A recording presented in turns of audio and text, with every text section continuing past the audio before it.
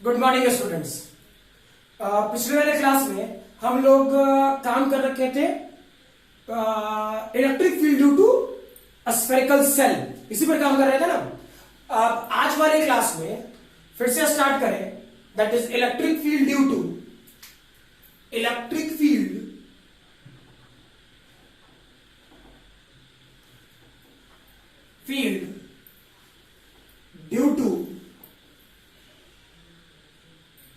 uniformly charged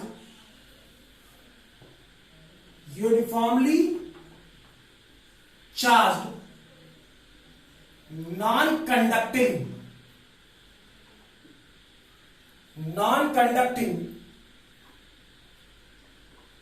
sphere, electric field due to uniformly charged non-conducting sphere।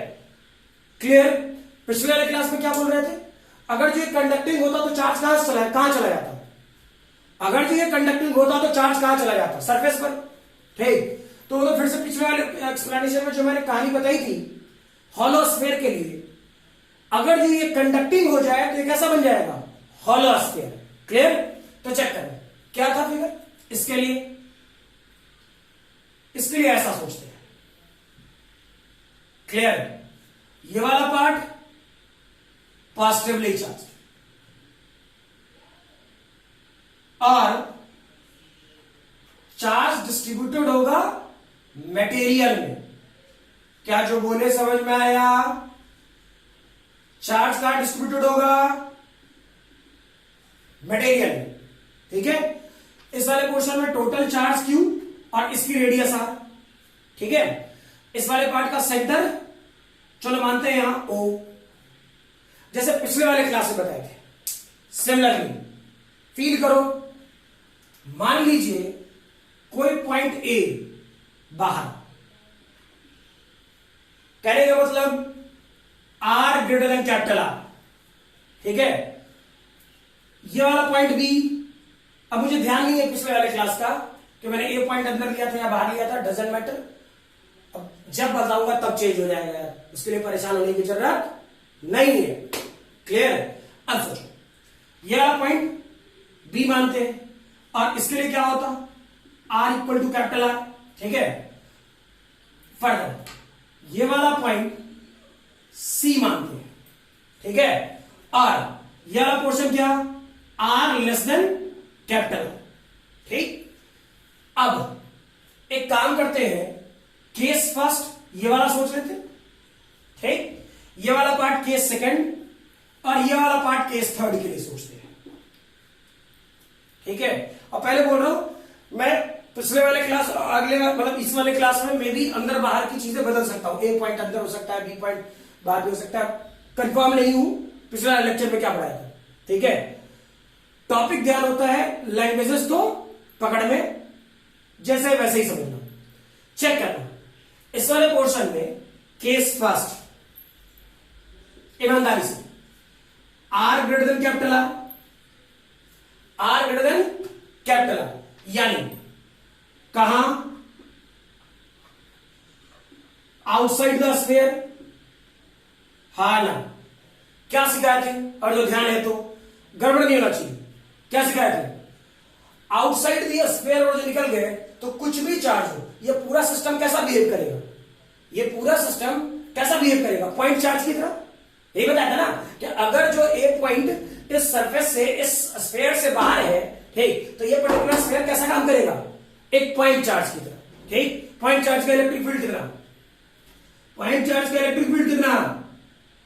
के, अच्छा के नहीं लिखते, ये लिख देते हैं। चलो 1/4πε0 बहुत बार लिख चुके हैं, यहां के लिखते हैं।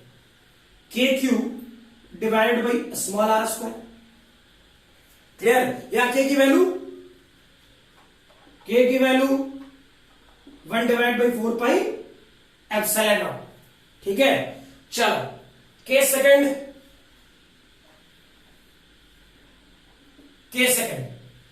क्या था?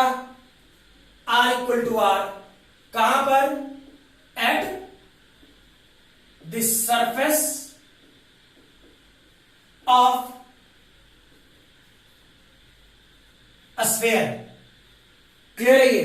ठीक, तो at the surface of sphere क्या बताए थे, सीधा, उसमें भी कोई टेंशन नहीं है, KQ divide by capital R square. ठीक है, क्लियर। अब केस थर्ड, यहां सोचना पड़ेगा आपको, ठीक है, और r less than capital r, यानी इनसाइड द स्फीयर। क्लियर। अब इनसाइड द स्फीयर की बात करें, थोड़ा फील करना, तो गड़बड़ नहीं करना। इनसाइड द स्फीयर कुछ ऐसा जो आर रेडियस में फिर है कुछ, ठीक। अब जो बात बोल रहा हूं वो ध्यान से सुनना, गड़बड़ नहीं होना चाहिए, ठीक है।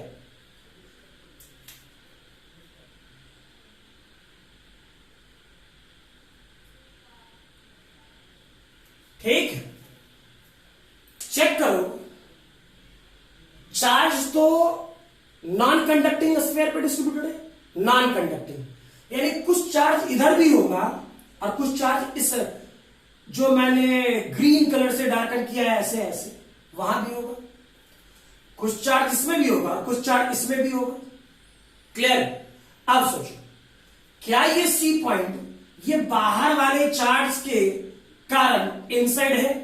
क्या जो मैंने बोला क्लियर है? क्या ये सी पॉइंट बाहर वाले चार्ज के कारण इनसाइड है? अरे हाँ ना, क्लियर। ठीक है, तो ये सी पॉइंट इनसाइड, तो चेक करो, क्या इस बाहर वाले चार्ज के कारण इस सी पॉइंट पर इलेक्ट्रिक फील्ड जीरो होना चाहिए? इस बाहर वाले चार्ज के कारण इस सी पॉइंट पर क्या इलेक्ट्रिक फील्ड जीरो होना चाहिए? यही तो कह रहे थे, बाहर वाले चार्ज के कारण इनसाइड इलेक्ट्रिक फील्ड जीरो, तो बाहर वाले चार्ज के कारण इनसाइड इलेक्ट्रिक फील्ड जीरो। ठीक, क्लियर है? तो इलेक्ट्रिक फील्ड कितने चार्ज के कारण होगा? इलेक्ट्रिक फील्ड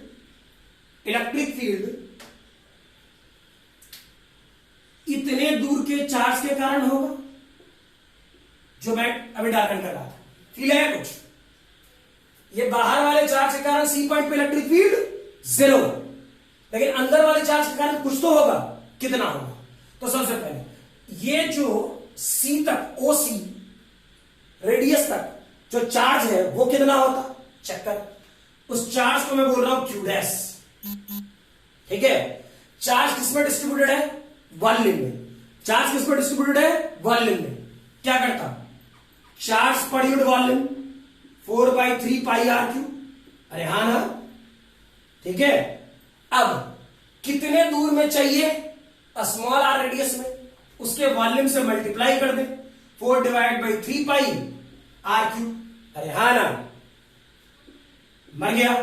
तो चेक करो, इतने दूर में, ये जो रेड से मैंने सर्कल बना रखा है, स्फीयर जो बनाया है, ठीक है, इतने दूर में चार्ज कितना होता? इतने दूर में जो चार्ज होता वो होता q r cube divide by r cube. हाँ या ना, क्लियर है? तो इलेक्ट्रिक फील्ड की वैल्यू क्या? फील करो, ठीक है, के क्यू डैश। जिस चार्ज के कारण होगा वो कौन सा चार्ज है? Q dash. अरे हाँ ना, ठीक है। और कितनी दूरी पर चाहिए? स्मॉल आर, तो k q dash divide by r square. ये तो स्टैंडर्ड फॉर्मूला था। हाँ ना, चेक करो, इसकी वैल्यू के क्यू डैश की वैल्यू लिखी आर क्यू डिवाइड बाई, क्या ये वाला पोर्शन आर स्क्वायर और आर क्यू, मर गया। यानी k q r divide by r cube, मुझे तो यही होता दिख रहा। फील करो, क्लियर? तो electric field inside solid sphere के लिए, सॉलिड स्फीयर के लिए, ठीक है, इसे लिख सकता है uniformly charge non conducting sphere या फिर सॉलिड स्फीयर भी। लैंग्वेज याद रखना, सॉलिड स्फीयर भी हो सकता है क्वेश्चन में, ठीक है। पिछले वाले पार्ट में भी ग्राफ बताए थे, चलो यहां भी ग्राफ बताते हैं। इलेक्ट्रिक फील्ड आर, ठीक है, फील करो, ये वाला पार्ट बना रहा हूं, कहां?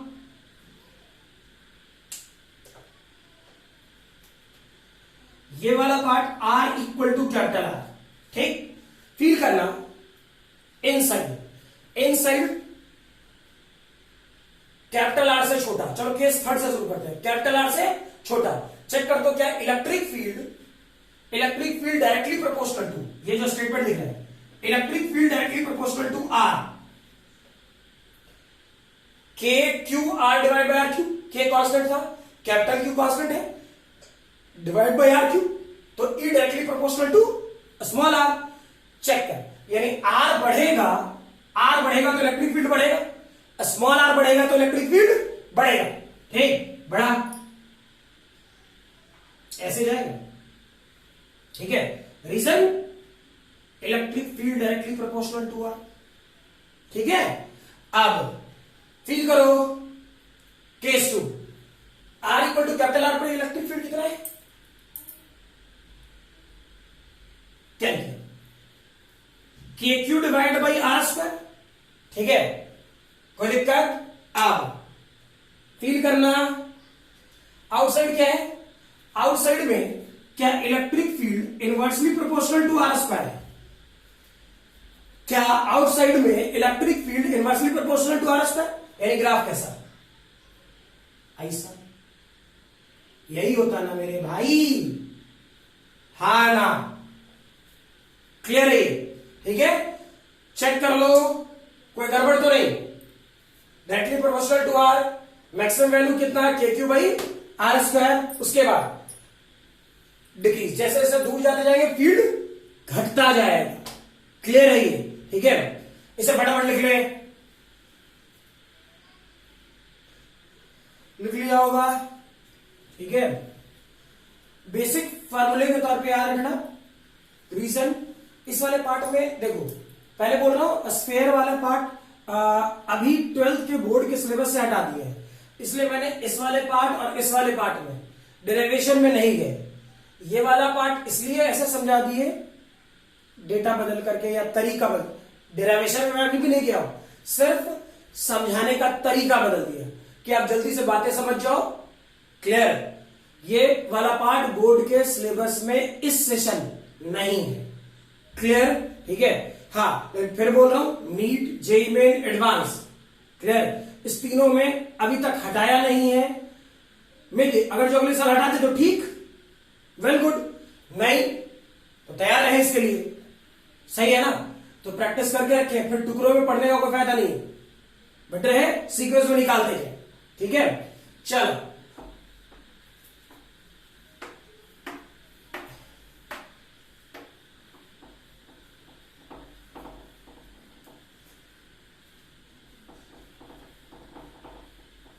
लिखोगे, एक क्वेश्चन लिख लो पहले। ए solid non conducting sphere, A solid non conducting sphere of radius, a solid non-conducting sphere of radius capital R and uniform volume charge density, uniform volume charge density rho, uniform volume charge density rho has its center at origin, has its center at origin. Find the electric field, find the electric field in vector form, find the electric field in vector form at following position, vector form at following position। पहला r/2, 0, 0, दूसरा r/√2, r/√2, 0, तीसरा r, 0। Clear? ठीक है, question का figure समझ ले, इस तरह बना रहा हूं। ठीक, सोचो एक स्फीयर ऐसा था, clear, positively charge, positively charge,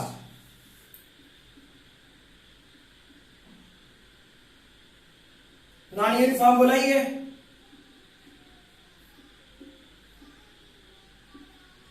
अब ये इसका origin x axis, y axis, z axis. Origin का कोऑर्डिनेट क्या होता भाई? 0,0,0। ठीक, पहला क्वेश्चन कहां बोल रहा है इलेक्ट्रिक फील्ड निकालने को? इत्मीनान से सोचना, गड़बड़ नहीं होना चाहिए, ठीक है। जानबूझ के मैंने वेक्टर फॉर्मेट बोला है कि आपको एक ही ढंग से, सीधा सा मतलब नहीं है, सिलेबस से हटाया है, ठीक है। तो हर टाइप के question, max to max question, ठीक है, एक साथ करने का प्रयास करें। क्लियर है ये? ठीक है, चेक करो। पहला पॉइंट था r/2, 0,0, ठीक, कहा होगा ये पॉइंट ए, माने इसका कोऑर्डिनेट क्या? r/2, 0,0, यानी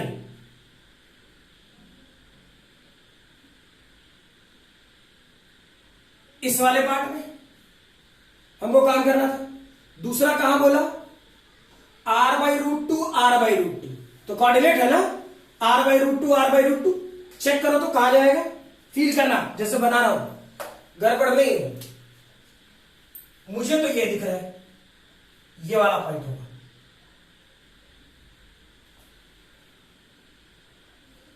ये वाला 45 डिग्री। ठीक, क्वेश्चन पढ़ के उसका फिगर भी बनाने आना चाहिए। पहले बोल रहा हूं फिगर नहीं देगा, इसलिए मैं फिगर साथ साथ समझाता जा रहा हूं क्या कह रहे हैं। ठीक, तो ये वाला पोर्शन आ था ना, चेक कर यहां से, अगर जो एक ड्रॉप करेगा तो ये बेटा, ये अगर जो आर था तो ये डिस्टेंस क्या होगा? r cos 45 degree. सोच लो ये वाला डिस्टेंस क्या होगा? ये r है तो ये डेटा क्या होगा? r cos 45 degree. हाँ ना, r cos 45 डिग्री यानी r/√2। ये वाली वैल्यू क्या होगा? r sin 45 डिग्री यानी r/√2। यानी दूसरा क्वेश्चन कहां बोला?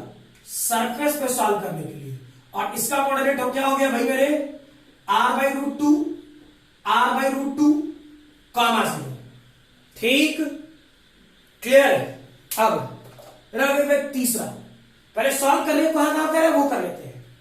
तीसरा बोला r, r, 0। r, r कहां होगा? इस स्फीयर का रेडियस कितना? r। यहां से लाइन खींचो,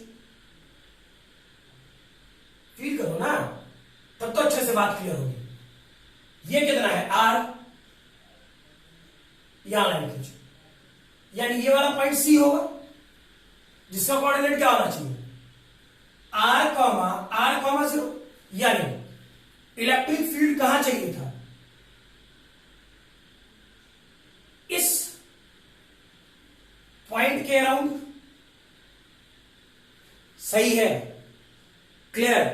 तो पहले फिगर समझ ले इत्मीनान से। पहले क्या बोला? r/2, 0,0, और 0,0,0 हो गया। ये r/√2, r/√2 कैसे निकाले? चेक करो, 45 डिग्री पकड़ में आता है, ठीक है। वो देख के मुझे कैसे पकड़ में आया कि मुझे r ही लेना है। कैसे? याद कर, इसका डिस्टेंस फार्मूला क्या लिखता? r/√2 का होल स्क्वायर, r/√2 का होल स्क्वायर और प्लस 0 डिस्टेंस फार्मूला याद है ना। तो ये डेटा क्या हो गया? r² 2 प्लस r² 2 का रूट ओवर, यानी लिटरली r², यानी सॉल्यूशन r। ठीक, अरे हाँ ना, क्लियर है ये? कोई मतलब नहीं है, मैं समझाने के लिए बोल रहा था। क्लियर है? तो अब चेक करो, जैसे जैसे काम करना था, इसकी जरूरत है नहीं, बताता हूं, ये लिख चुके होंगे आप लोग, ठीक है। चेक करो क्या था, थोड़ा लंबा जाएगा, पेशेंस रखना। ये सोच के पढ़ा रहा हूं कि ये टॉपिक बोर्ड वाले पार्ट में नहीं है, तो मैक्स टू मैक्स न्यूमेरिकल्स 1 से 2 क्वेश्चन 3 क्वेश्चन में निपट जाए जिस टाइप के क्वेश्चन पूछे जाते हैं या जा सकते हैं। क्लियर? ताकि मेरा बोर्ड वाला पार्ट भी कवरेज जल्दी हो जाए, है ना, और साथ साथ ये NEET, chat, JEE main, JEE advanced सब एक साथ। ठीक है, चेक करो। पहला पार्ट क्या था मेरे भाई? क्या पहला वाला पार्ट इनसाइड की बात कर रहा? ए पॉइंट पे इलेक्ट्रिक फील्ड निकालना था, तो पहला वाला पॉइंट क्या बोल रहा है? इनसाइड इलेक्ट्रिक फील्ड की बात कर रहा, हाँ या ना? सोच लो। क्लियर? तो इनसाइड के लिए इसका डेंसिटी दिया था रो और आर। ठीक, यानी इतने दूर में, फिर बोल रहा हूं, जो चार्ज होगा उसी के कारण ए पॉइंट पे फील्ड होगा। अभी थ्योरी बताए थे, बाहर वाले चार्ज के कारण ए, इनसाइड है तो इलेक्ट्रिक फील्ड जीरो। बाहर वाले इतने दूर के चार्ज के कारण इनसाइड है तो इलेक्ट्रिक फील्ड जीरो, हाँ ना? क्लियर? तो जो भी होगा इतने दूर के अंदर, जो मैंने इधर इधर यू यू किया है, ठीक है, इतने दूर के चार्ज के कारण ए पॉइंट पे फील्ड होगा। सोच लो। ठीक है, तो लिख रहा हूं फटाफट, और मैं प्रयास करूंगा वेक्टर फॉर्मेट में ही लिखने का। ठीक है, तुम जितना अच्छा वेक्टर फॉर्मेट में लिख रहे हो आप लिख पाओगे। रीजन, मैग्नीट्यूड और डायरेक्शन दोनों होगा। ठीक है, इससे पहले चेक करो, मैं डायरेक्शन यानी कि स्फीयर के पहले मैं जब भी बात करता था तो मैग्नीट्यूड अलग, डायरेक्शन अलग, यही कह रहे थे। ठीक है, अब सिलेबस में जैसा रिक्वायरमेंट, जैसी चीजें बदली, ठीक है, उसके अनुसार से हम लोग काम करना शुरू करें। कल से वही बात है। ठीक है, चल चेक कर, इलेक्ट्रिक फील्ड एट ए क्या लिखता? स्टैंडर्ड फॉर्मूला, जो स्टैंडर्ड फॉर्मूला वही लिखना, गड़बड़ मत होने देना। ठीक है, कोई दिक्कत नहीं आएगी। फील करो, फील करो, क्या लिखोगे? के कांस्टेंट, क्यू, क्यू लिखोगे या पूरा लिखोगे, या क्यू डैश? क्यू डैश लिखना चाहिए। क्यू, फील करो, फील करो, Q dash Q, Q dash Q. अरे भाई अंदर वाला चार्ज ही तो वैलिड है, अंदर वाले चार्ज के लिए क्यू डैश ही तो लिखे थे, पूरा क्यू कैसे लिख सकते हैं? गड़बड़ हो जाएगा मामला। सही है ना? पूरा क्यू डैश, पूरा क्यू कैसे लिख दे? क्यू डैश ही वैलिड होगा, क्यू डैश लेते हैं। ठीक है, कितने दूरी पर है यार? ओ ए, याद कर वेक्टर फॉर्मेट में लिखने का तरीका, ओ ए वेक्टर का होल क्यूब और ओ ए वेक्टर, ऐसा ही तो बोले थे। सही है, अब चेक करो जो लिख रहा हूं, 1 divide by 4 pi epsilon not. ठीक, क्यू डैश की वैल्यू क्या होगा? रो 4/3 पाई। फील करो, हाँ या ना? कितने दूर पर वैलिड है, कितने दूर पर काम करना है? r/2, तो रेडियस क्या हो जाएगी? r/2 का होल क्यूब। अरे ये तो ऑलरेडी वॉल्यूम चार्ज डेंसिटी है ना, डेंसिटी दे रखा है। ठीक है, अब सोचो OA का मैग्नीट्यूड कितना होगा? r/2। अरे OA का मैग्नीट्यूड कितना होगा? r/2। लिख, r/2 का होल क्यूब। गड़बड़ तो नहीं चल रहा है? सही है ना? अब चेक करो, फील करो, क्या ये वाला पोर्शन r/2 किधर? इसका OA वेक्टर, OA वेक्टर क्या होगा? OA vector r/2 i cap. सोच लो, क्या मैंने सही लिखा है? अरे OA वेक्टर मैग्नीट्यूड कितना? r/2, डायरेक्शन किस तरफ? x एक्सिस के तरफ, तो r/2 i cap. r/2 magnitude हो गया, डायरेक्शन के लिए आई कैप, x एक्सिस के अलावा आई कैप लेते हैं। क्लियर? जो मरता है मार देना यार, आसान तो है। 4 4 मर गया, पाई पाई मर गया, ये पूरा मर गया। ठीक, ये फाइनल सॉल्यूशन क्या होता? रो डिवाइडेड बाई, या 3 बच गया, 3 epsilon not r/2 i cap. Clear? सही है ना? ठीक है, फर्दर सोचो, क्या कह रहा? r/2 r/2 √2 इस जगह काम करना है, सही है ना। तो बी पॉइंट के लिए सोचो जल्दी में, ऐसे ही कोई गड़बड़ नहीं करना है। क्या स्टैंडर्ड फॉर्मूला रखे के। अब अगर जो बी पॉइंट रखोगे तो बी पॉइंट के अंदर तो पूरा चार्ज ही है, सरफेस पे है ना। अरे बी पॉइंट के अंदर तो पूरा चार्ज है ना, ठीक है। तो सरफेस पे कोई दिक्कत नहीं, क्या लिखेंगे टोटल चार्ज की, ठीक है। कहां काम कर रहे हैं, ओबी वेक्टर का होल क्यूब। कहां काम कर रहे हैं, ओबी वेक्टर का होल क्यूब, ओबी वेक्टर का होल क्यूब और ओबी वेक्टर। अरे हाँ ना, क्लियर है। तो चेक कर, फटाफट लिखना शुरू करते हैं। के की वैल्यू 1/4 पाई एप्सिलॉन। क्यू की वैल्यू, तो क्यू तो दिया नहीं है क्वेश्चन में, रो पर है। अरे क्वेश्चन तो वॉल्यूम चार्ज डेंसिटी पर है, तो सॉल्यूशन भी वॉल्यूम चार्ज डेंसिटी में ही लिखना होगा। यानी क्यू की वैल्यू क्या होता है, रो 4/3 पाई आर क्यूब। रीजन, अब सरफेस पर हो, ठीक है। अच्छा, ओबी का मैग्नीट्यूड क्या होगा मेरे भाई, सोच के बता रहा हूं। ओबी का मैग्नीट्यूड कितना होगा, रेडियस के बराबर। चेक कर ले, r/√2 का स्क्वायर, r/√2 का स्क्वायर, आर के ही तो बराबर होगा, कौन सी बड़ी बात है, ठीक है। यानी ये वाला portion divided by r cube, clear, ठीक है। अच्छा, ओबी वेक्टर फील करके देख रहा हूं मैं, जो लिख रहा हूं r/√2 i cap plus r/√2 j cap, यही तो होगा ओबी वेक्टर। क्लियर है ये, याद करना क्या लिखवाए थे वेक्टर का लिखने के लिए, x1 माइनस 0 आई कैप, y1 माइनस 0 जे कैप। पोजीशन वेक्टर ऐसा लिखना सिखाए थे, वही काम करना है, ठीक है। तो चेक करो, 4 4 मर गया, पाई पाई मर गया, आर क्यूब मर गया, हाँ ना। यानी फाइनल सॉल्यूशन क्या होता है, rho divide by 3 epsilon not r/√2 i cap, r/√2 j cap. हो गया सॉल्यूशन यार, क्लियर है, ठीक है। अब सी पॉइंट के लिए काम करते हैं, सही है ना। हम लोग सी पॉइंट के लिए काम करें, और रट मत लेना, कोई भरोसा नहीं है तुम लोग का। सर यहां rho divide by 3 epsilon not, r/2 पर ये था तो r/2 i cap, rho by 3 epsilon not r/√2 i cap. इस दोनों में तो ठीक ठाक बैठ ही गया, रट मत लेना, रो बाई 3 एप्सिलॉन नॉट शुरू हो गया सॉल्व करना ना। अगला क्वेश्चन चेक कर लिया, समझ में आ जाएगा।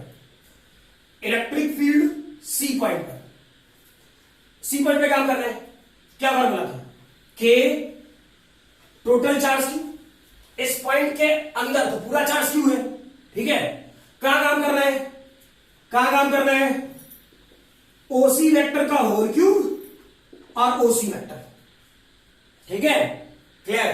चेक करो, क्या 1/4 पाई एप्सिलॉन नॉट, क्यू की वैल्यू लिखो, रो 4/3 पाई, और इस बार जो चार्ज वैल्यू है कहां तक है, कैपिटल आर तक, लिख कैपिटल आर क्यू, ठीक है। लेकिन ओसी, ओसी का मैग्नीट्यूड चेक कर दो, आर कॉमा आर, यानी आर कॉमा आर √2r, अरे √r² प्लस r², सॉल्व कर, √2r ही आएगा, ठीक है। ओसी क्यू, क्यू, हाँ ना, ठीक है।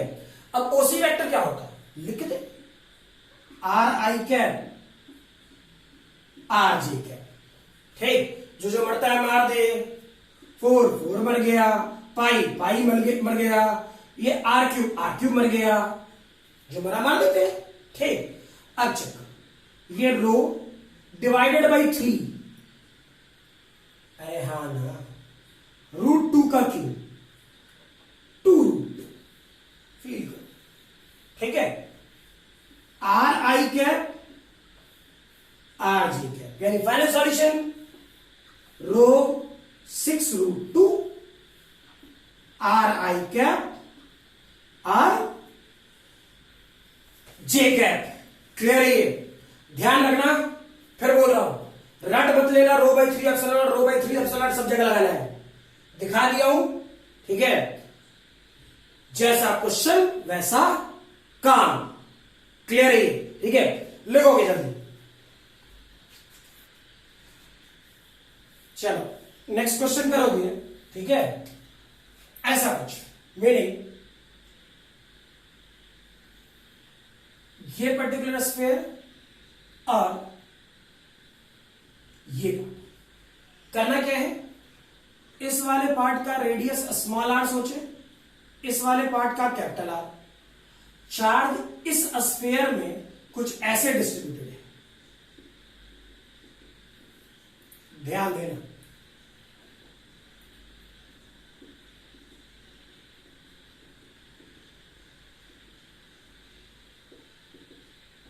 क्लियर? चार्ज कुछ इस टाइप से डिस्ट्रीब्यूटेड है, ठीक? करना क्या है, बीच वाले पार्ट में अगर जो चार्ज होगा भी तो काट के बाहर निकाल दी है। कंडीशन है इस वाले पार्ट का डेंसिटी रो गिवन है, इसका चार्ज पर यूनिट वॉल्यूम, चार्ज पर यूनिट वॉल्यूम का डेटा रो गिवन है, ठीक है? और इस r radius, small r radius की कैविटी खोखला करके बाहर निकाल दी है, ठीक? सही है ना? तो मैं आपसे पूछूं, इसके सेंटर पे फील्ड कितना होगा? क्लियर? मान लेते हैं ये पर्टिकुलर पॉइंट ए पर फील्ड कितना होगा? Plus point. ये वाला पॉइंट सी पे फील्ड कितना होगा? सिमिलरली ये वाला पॉइंट डी, ठीक? ये वाला पॉइंट डी, सही है ना? और ये पर्टिकुलर पॉइंट ई, तो ओ ए सी डी ई पर इलेक्ट्रिक फील्ड कितना होगा? समझ में आ रहा क्वेश्चन? ठीक है, क्लियर ना? कि ओ ए बी सी, बी कहां गया है? अच्छा छोड़ो, जो लिख दिया सो लिख दिया। ओ ए सी डी ई, ठीक है? पर इलेक्ट्रिक फील्ड कितना होगा? अब फिर कह रहा हूं, पूरा चार्ज था, वॉल्यूम चार्ज डेंसिटी गिवन है, कैविटी बाहर निकली, ठीक है? सोचो इसका सॉल्यूशन करो। इलेक्ट्रिक फील्ड ओ पॉइंट क्या होगा? क्या ये पूरे चार्ज के कारण ये पर्टिकुलर पॉइंट इनसाइड है? इस पूरे चार्ज के कारण क्या इनसाइड है? तो इलेक्ट्रिक फील्ड क्या? जीरो, ठीक? वैसे ही ए पॉइंट चेक करो, ए पॉइंट, क्या ये ए पॉइंट भी इस पूरे चार्ज के कारण इनसाइड है?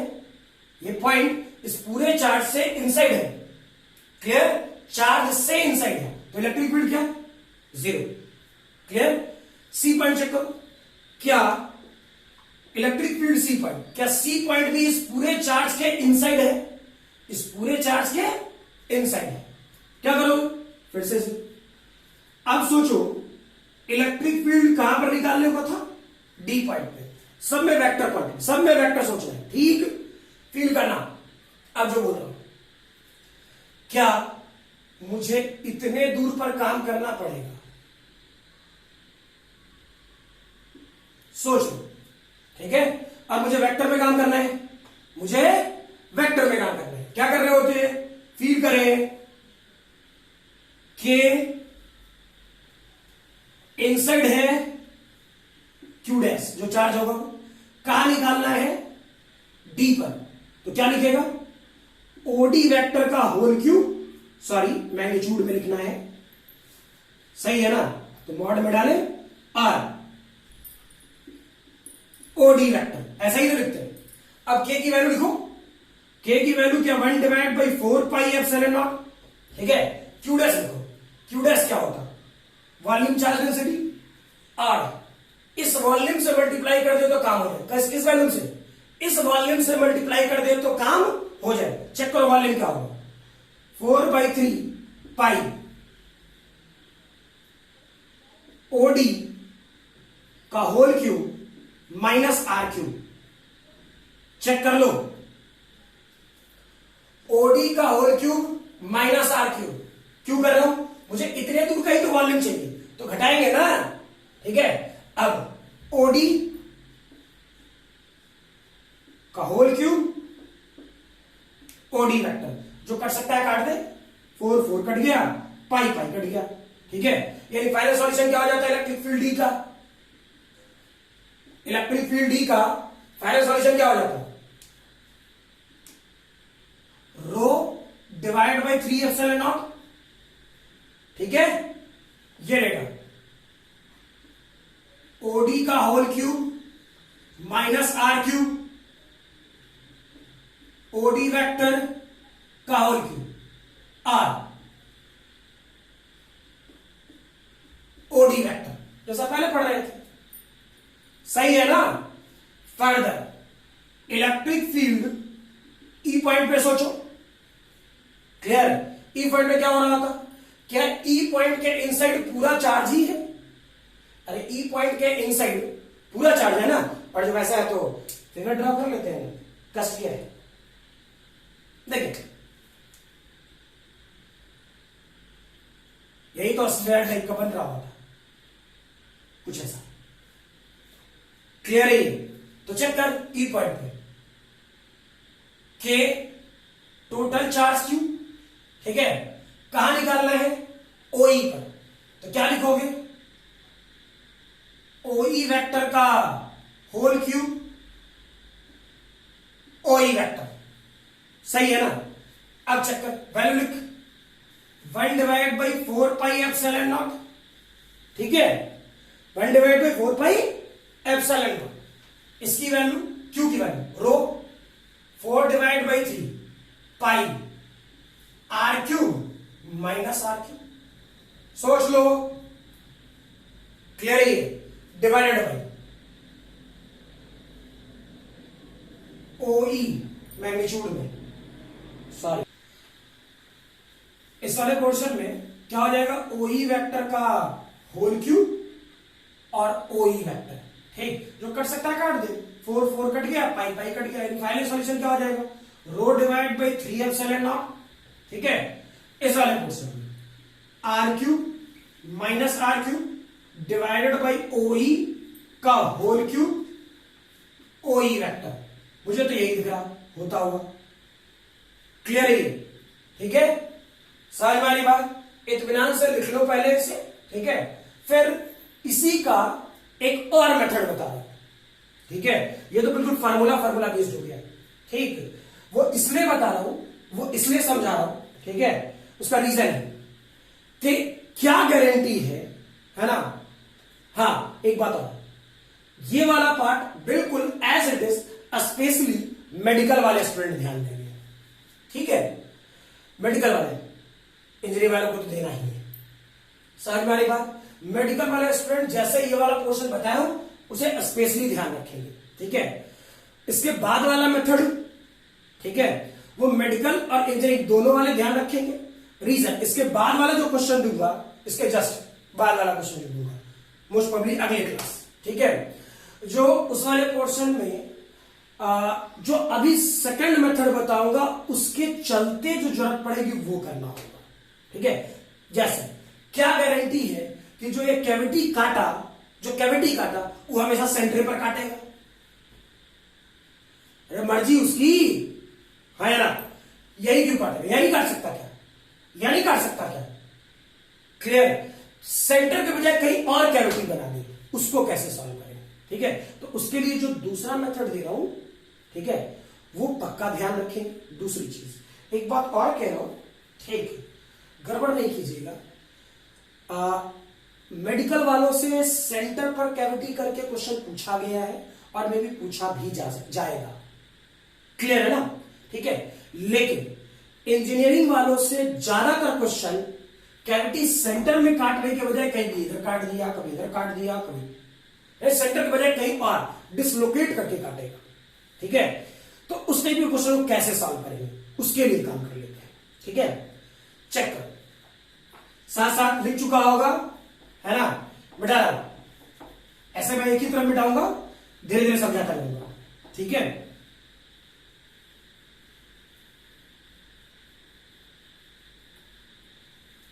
अच्छा कोई बात नहीं, ई पॉइंट बाहर था, कोई दिक्कत नहीं, चेक करते हैं इत्मीनान से। ई वाला पॉइंट मैंने बाहर दिया था, कहां था ई, यानी ठीक है।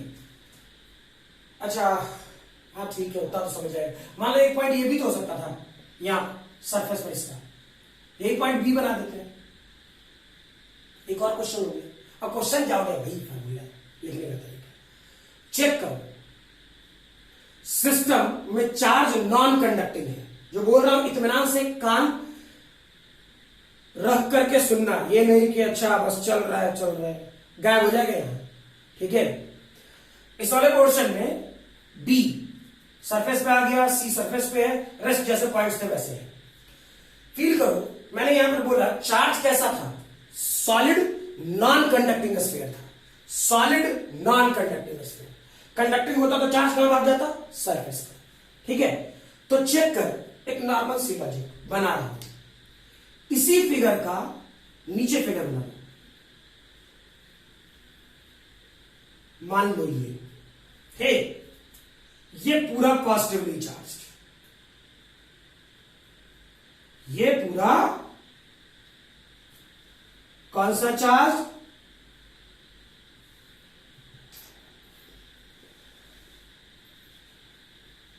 पॉजिटिवली चार्ज, ठीक है। इसकी density rho, radius capital r, ठीक है। पॉइंट्स कैसे कैसे था चेक करो, कलर बदल दे रहा हूं ताकि दिखे। सेंटर यहां था ओ, कोई ए पॉइंट यहां था, क्लियर। सी पॉइंट यहां था, डी पॉइंट यहां था कुछ, क्लियर। बी पॉइंट यहां था, ई पॉइंट यहां था। मान लो मैं कैविटी नहीं काटता तो ऐसा होता, हाँ ना, यानी ये जो खोखला है इसे न काटता तो ऐसा होता, क्लियर, प्लस, ठीक है। अब क्या करें, एक स्मॉल आर रेडियस का पूरे सेक्शन में नेगेटिवली चार्ज, ये पूरा part negatively charge minus rho और आर, क्लियर, ठीक है। अब फील करो जैसे जैसे बता रहा हूं, फील करते जाना इत्मीनान से, ठीक है। अगर जो ये चार्ज, ये पर्टिकुलर नेगेटिव चार्ज को उठा के यहां रख दे, यही अर्जिंग था इसका, चेक करो, ये वाला पॉइंट ओ, ठीक है, ये वाला पॉइंट ए, ये वाला पॉइंट सी, ठीक, इसके बाहर हो जाएगा डी, डी यहां था कुछ, बी भी बाहर ही है, यहां बनाए थे, ऊपर वाला फिगर देख के बना दो, और ई वाला पॉइंट भी बाहर था, ठीक, क्लियर। अगर जो इस नेगेटिव चार्ज को उठा करके ठीक इसका ओ और इसका ओ उठा के रख दे, क्लियर, तो क्या पॉजिटिव और नेगेटिव न्यूट्रलाइज हो जाएगा। अरे काट के बाहर निकाल देंगे, मास थोड़े है कि काट के जब तक बाहर ना निकालेंगे तब तक कुछ ना होगा। यहां चार्ज का कैविटी है, मास का कैविटी नहीं है, ठीक है। तो जैसे लोग पहले समझाते थे ना, पहले ये वाला मेथड वही है, ये मेथड बिल्कुल वही है, चार्ज काट के बाहर निकाल दिए।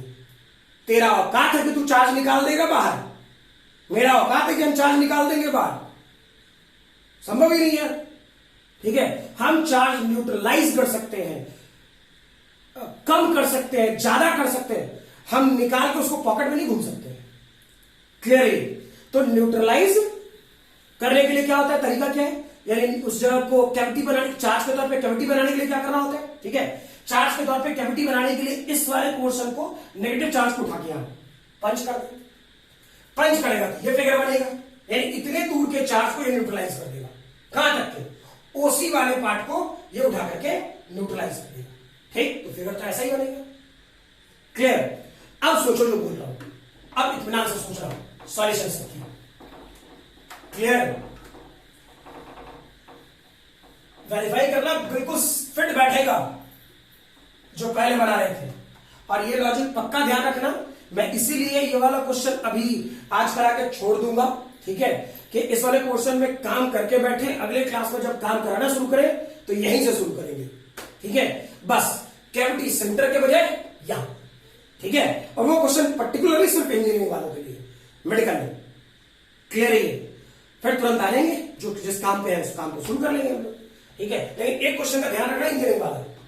चलो चेक कर, अगर जो इलेक्ट्रिक फील्ड ओ पॉइंट पे निकालना होता, ठीक, तो 2 पॉइंट्स है, एक पॉजिटिव चार्ज और एक नेगेटिव चार्ज है, यानी इलेक्ट्रिक फील्ड पॉजिटिव के कारण और इलेक्ट्रिक फील्ड नेगेटिव चार्ज के कारण, ऐसा लिखा है, चलेगा ना। चेक करो, ये तो सेंटर पे है, ठीक, तो सारे चार्ज के कारण ये पॉइंट, ये ओ पॉइंट क्या इनसाइड है, सारे चार्ज के कारण क्या ये पॉइंट उस इनसाइड है, इलेक्ट्रिक फील्ड जीरो, ठीक। इस सारे नेगेटिव चार्ज के कारण ये ओ पॉइंट क्या नेगेटिव है, सॉरी इनसाइड है, जीरो। फील आया। चलो ए पॉइंट पे जल्दी जल्दी, टाइम नहीं बर्बाद करना, ठीक है। इस वाले पोर्शन में electric field positive, electric field negative, clear. Feel करो ओ ए, क्या लिखेगा, डायरेक्टली लिख रहा हूं, के जो चार्ज था वो लिख, कितना, रो 4/3 पाई, कितना रेडियस, ओ ए का whole cube divided by, vector format में लिख रहे हैं, ओ ए वेक्टर का whole cube, O A vector, यही तो होता, क्लियर। के क्यू, ये पूरा पोर्शन क्यू हो गया, डिवाइड बाय आर क्यूब, और ये नेक्स्ट लिख, इसके लिए चार्ज नेगेटिव है, चार्ज नेगेटिव है तो अट्रैक्ट करेगा, चेक करो ना, ये ए पॉइंट को रिपेल करेगा और ये ए पॉइंट को अट्रैक्ट करेगा, सही है। तो अपोजिट डायरेक्शन में नेगेटिव लिखता हूं, के रो कितना, 4/3 पाई, ओ ए के मैग्नीट्यूड का whole cube divide by O A vector का क्यूब और ओ ए वेक्टर, ठीक। फील कर, क्या ये डेटा और ये डेटा सेम है, क्या ये डेटा और ये डेटा सेम है, मर गया यार पूरा, सही है ना। तो वैल्यू क्या, जीरो। याद कर, क्या ए पॉइंट के लिए इलेक्ट्रिक फील्ड जीरो लिखे थे, ए पॉइंट के लिए इलेक्ट्रिक फील्ड जीरो लिखे थे। अब तू ये सोच रहा होगा कि सर पहला ही वाला ठीक था, एक के लाइन में लिख दिए थे ना। इससे ये फील होता है कि चार्ज न्यूट्रलाइज कैसे होगा, चार्ज न्यूट्रलाइज करने का कॉन्सेप्ट क्या है, क्लियर, इसलिए जरूरत है, समझ में आ रही बात। चलो वैसे ही अब सी पॉइंट का पकड़, ठीक है। सी पॉइंट चेक करके लिखेगा, electric field positively charge negative charge के कारण, फिर लिख रहा हूं, के रो 4/3 पाई, क्या ओसी का whole cube divided by OC vector का होल क्यूब, ओसी वेक्टर मुझे तो यही दिखा, ठीक। इसके लिए चेक कर, minus k rho 4/3 pi OC का whole cube divide by OC vector का whole cube, OC vector, feel करो, क्लियर। मुझे तो यही दिख रहा, बिल्कुल बेसिक फार्मूला वेक्टर फॉर्मेट में, चेक कर क्या ये डेटा सेम है, मर गया। फिर से इलेक्ट्रिक फील्ड क्या सी पॉइंट के लिए भी जीरो बताए थे, सोच लो, वहां डायरेक्टली लिख रहे थे, यहां लॉजिक, तब तीर आता है, अच्छा इलेक्ट्रिक फील्ड जीरो हुआ, पहले कहानी बना लिए इनसाइड जीरो, वैसे नहीं। अब चल फर्दर,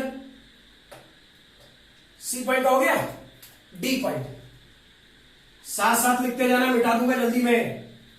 डी पॉइंट का चेक करो कहां है, यह है, क्या लिखता, electric field positive charge, electric field negative charge, ठीक है। पॉजिटिव चार्ज, क्या ये डी पॉइंट इनसाइड है यार, पोर्शन डी पॉइंट इनसाइड है, चेक करो, लिख रहा हूं, के रो ठीक है, 4/3 पाई ओडी का whole cube divide by OD vector का होल क्यूब, ओडी वेक्टर, मुझे तो ये लिखा। क्लियर? माइनस, चेक करो। अब ये डी पॉइंट क्या बाहर है, इस स्फीयर के लिए बाहर है, यानी अब तो चार्ज जितना स्मॉल आर रेडियस तक का था वही तक का वैल्यू है, सही है ना? तो चेक कर लिख रहा हूं, फटाफट लिख रहा हूं, के रो 4/3 पाई, ठीक है, चार्ज कहां तक, आर रेडियस तक, क्या लिखेगा, आर क्यूब डिवाइड बाई, कहां काम करना है, ओडी पर, क्या लिखता, ओडी वेक्टर का होल क्यूब और ओडी वेक्टर, ठीक, क्लियर है? तो फील करना, सब कुछ तो सेम है, सारा डेटा सेम है, क्या वहां पर पिछले वाले स्टेटमेंट में OD cube minus small r cube लिखे थे ब्रैकेट में, ठीक है, वेरीफाई करना, एक्जेक्टली यही डेटा है, सही है? क्लियर? चलो फटाफट लिख लेना, वीडियो पॉज करके लिख लेना, तब तक मैं आगे बढ़ रहा हूं। कौन सा बी और ई पॉइंट को बचा हुआ है ना, तो फटाफट खत्म कर ले, सही है ना?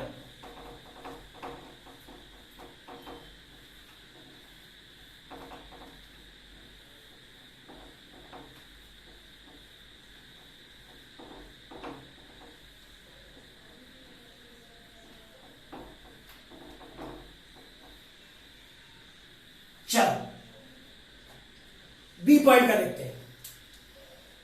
शायद पिछले वाले पार्ट में बी पॉइंट वाला क्वेश्चन नहीं दिया था, फिर भी इसमें डाल दिया, तो कड़ी देते हैं कितना देर लगेगा। क्या था, पॉजिटिव चार्ज नेगेटिव चार्ज, ठीक, चेक करो, क्या बी पॉइंट इसके सरफेस पर है, बी पॉइंट इसके सरफेस पर, लिख, क्या लिखता, k rho 4/3 pi r cube divide by OB vector का होल क्यूब, ओबी वेक्टर, ऐसा लिखते, ठीक। क्या ये बी पॉइंट बाहर है, क्या लिखेगा, minus k rho 4/3 pi, charge को स्मॉल आर रेडियस तक है, small r cube divide by OB vector का होल क्यूब, ओबी वेक्टर, ऐसे ही तो होगा। चेक करो, मैं कोई बेसिक फॉर्मूले में चेंज नहीं कर रहा, बेसिक्स याद है, वेक्टर फॉर्मेट वाला सॉल्यूशन, सारा काम होता है जरा एक लाइन में धड़ाधड़, क्वेश्चन कितना ही बड़ा क्यों, ठीक है। फर्दर इलेक्ट्रिक फील्ड लास्ट, ई पॉइंट के लिए क्या करता, इलेक्ट्रिक फील्ड पॉजिटिव चार्ज के कारण, इलेक्ट्रिक फील्ड नेगेटिव चार्ज के कारण, ठीक है। चेक करो क्या हो जाता, के rho 4/3 pi r cube divide by, क्या काम करना है, ओई पर, बाय ओई वेक्टर का होल क्यूब, ओई वेक्टर माइनस, यही बाहर है, लिख, के rho 4/3 pi r cube divide by ओई वेक्टर का होल क्यूब, ओई वेक्टर, क्लियर है, सही है, ठीक है। हाँ, मैंने इस बार काट छाट नहीं किया है, ऑलरेडी आपके पास इसका सॉल्यूशन अवेलेबल है, ठीक है। इसे अच्छे से ध्यान रखना, गड़बड़ मत करना, ठीक है। मेडिकल वाले यहां तक तो पक्का ध्यान रखेंगे कि लॉजिक क्या था पीछे, सिर्फ आंसर निकालना इंपॉर्टेंट नहीं होता, उसके पीछे की लॉजिक क्या वही पता होना चाहिए। तो उसके पीछे की लॉजिक ये था, क्लियर, ठीक है, कि वहां डायरेक्टली सॉल्यूशन कैसे मिलेगी। इंजीनियरिंग वाले इस वाले मेथड को पक्का याद रखेंगे, ठीक है, इस वाले मेथड को पक्का याद रखें, गड़बड़ ना हो, ठीक है। स्ट्रेट फॉरवर्ड क्या हो, अगला क्वेश्चन इंजीनियरिंग वालों को दे रहा हूंगा इसी टाइप पे, मेडिकल वाले उस वाले पोर्शन कोई लेना देना नहीं उस वाले क्वेश्चन के लिए, अगला पहला क्वेश्चन बस, ठीक है। उसके बाद फिर से दो साथ साथ चलेंगे, कैविटी यहां काटने के बजाय कहीं यहां काट दे, ठीक है। वेरी नेक्स्ट क्लास, क्लियर, चलो अगली क्लास।